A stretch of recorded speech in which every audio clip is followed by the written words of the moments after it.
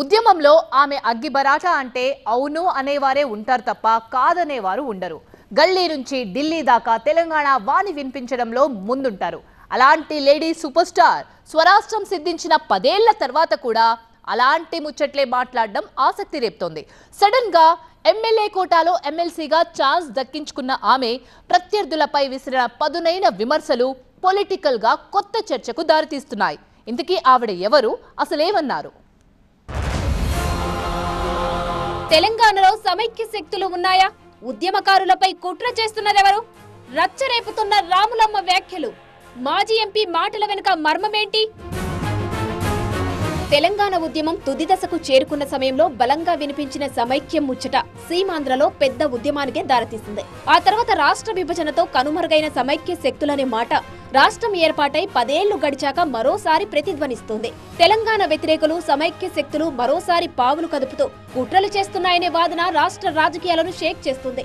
ఈ మాటలు ఎవరో అంటే అంత సీన్ ఉండేది కాదేమో, కానీ కాంగ్రెస్ సీనియర్ నేత ఎమ్మెల్సీ విజయశాంతి లాంటి ఉద్యమ నాయకుల నోటి వెంట అలాంటి కామెంట్స్ రావడమే ఈ స్థాయి చర్చకు కారణమవుతుంది. కేసీఆర్ తో కలిసి పార్లమెంటులో తెలంగాణ వాణి బలంగా వినిపించిన విజయశాంతి రాష్ట్ర ఏర్పాటు తర్వాత బీఆర్ఎస్ కు దూరమయ్యారు. పాత పార్టీ బీజేపీలోకి వెళ్లినా అక్కడ ఇమడలేక మళ్లీ కాంగ్రెస్ గూటికి చేరారు.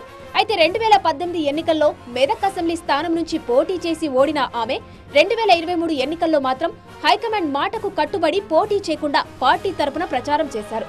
ప్రభుత్వం ఏర్పడినప్పటి నుంచి మౌనంగానే ఉంటున్న రాములమ్మ హఠాత్తుగా ఎమ్మెల్యే కోట ఎమ్మెల్సీ ఎన్నికల్లో ఛాన్స్ కొట్టేసి పొలిటికల్ గా మళ్లీ యాక్టివ్ అయ్యారు. ఎవరిన్ని ప్రయత్నాలు చేసినా పట్టించుకోని హైకమాండ్ ఆమెకు సైలెంట్ గా పదవి కట్టబెట్టేయడం పీసీసీ ముఖ్యులను కూడా ఆశ్చర్యపరిచిందనే టాక్ ఉంది. అయితే ఈ సందర్భంగా ప్రత్యర్థులను టార్గెట్ చేస్తూ విజయశాంతి చేసిన కామెంట్స్ ఆసక్తి రేపుతున్నాయి. ఉద్యమం కోసం ఆస్తులు అమ్మేసుకున్న తనకు ఎమ్మెల్సీ పదవి ఇస్తే అక్కసు వెళ్లగక్కుతున్నారంటూ ప్రతిపక్షాలపై విమర్శలు గుప్పించిన రాములమ్మ తెలంగాణ వ్యతిరేక శక్తులను దింపబోతుందంటూ బీజేపీపై తీవ్ర ఆరోపణలు చేశారు.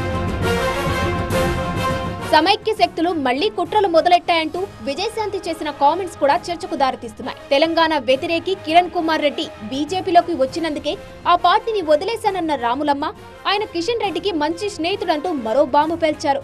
అయితే సమైక్య శక్తులు తెలంగాణ వ్యతిరేకులు రాబోతున్నారంటూ రాములమ్మ అనడంలో ఆంతర్యమేంటన్నదే ఇప్పుడు పొలిటికల్ గా ఆసక్తి రేపుతోంది. ప్రస్తుతం బీజేపీ, టీడీపీ, జనసేన ఏపీలో కూటమిగా ఉన్నాయి కాబట్టి ఆ పొత్తే తెలంగాణలోనూ రిపీట్ అయ్యే అవకాశాలు ఉన్నాయని రాములమ్మ చూచాయంగా చెప్పారన్నది రాజకీయ వర్గాల్లో నడుస్తున్న చర్చ.